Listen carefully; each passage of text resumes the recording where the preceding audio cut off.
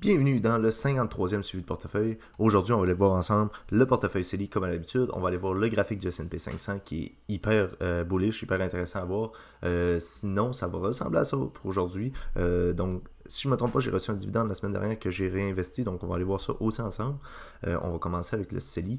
Je ne sais pas pour vous, on a eu une semaine la semaine dernière qui était hyper haussière. Là. Mon portefeuille est allé toucher pratiquement les 12 700, 12 600 quelque chose. Donc là, on est redescendu aux 12 600 ici. Donc ça, c'est l'ensemble de mes deux portefeuilles ici. Donc le CELIAP qui est à près de 10%, 9,3%, avec 3116 à l'intérieur. Et nous, ce qu'on regarde, c'est le CELI. Donc on est à 9418 avec 12,3% de hausse. Donc on est venu chercher les 1000 de gain. Donc c'est la première fois que mon portefeuille va chercher 1000 de gain. Donc c'est quand même motivant pour poursuivre la suite.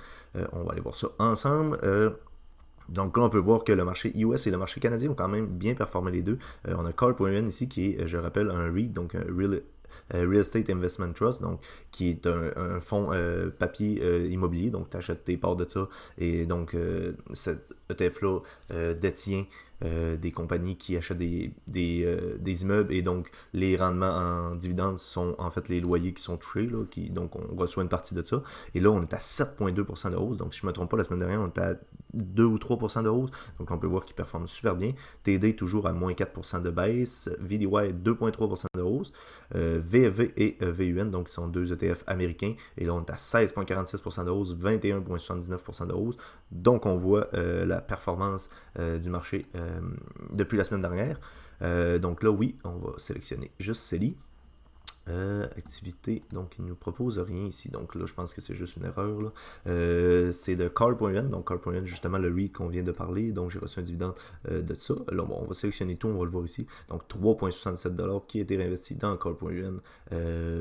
Donc, ouais, je réinvestis ça dans Car.un puisque c'est son dividende à lui. Là. En général, c'est ce que je fais. On va aller voir le graphique du S&P 500 ici. Donc là, ce qu'on peut voir, c'est évidemment toutes ces bougies vertes-là depuis 1, 2, 3, 4, 5, 6, 7, 8 semaines. Donc là, on était à la 8e. On va dire 7 semaines complètes dans le vert. Donc la semaine dernière, on était sur cette bougie-là qui s'est clôturée hier. Donc là, on était encore hyper bullish. Donc belle clôture par-dessus le dernier plus haut. Donc là, on était pratiquement encore... oui, on n'avait pas clôturé par-dessus donc la mèche de cette bougie-là. On avait clôturé par-dessus les deux corps de ces bougies-là.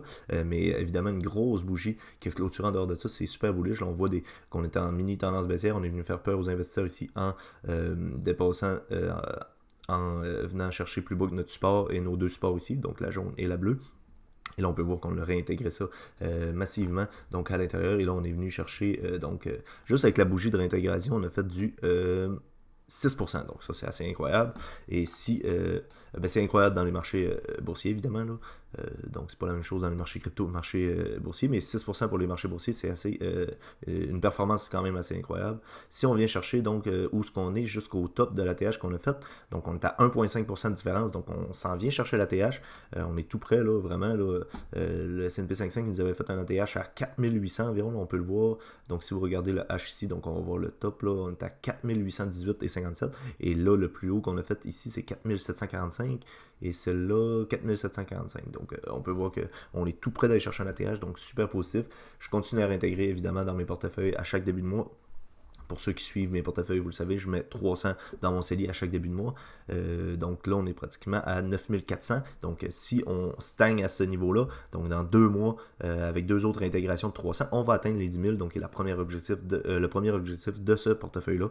Donc continuez à suivre ça. Si vous aimez ces suivis de portefeuille-là, n'hésitez pas de laisser un j'aime. N'hésitez pas aussi à vous abonner si vous n'êtes pas abonné. Donc je fais des suivis de portefeuille CELI à chaque semaine et je fais aussi des vidéos crypto pour ceux qui s'intéressent.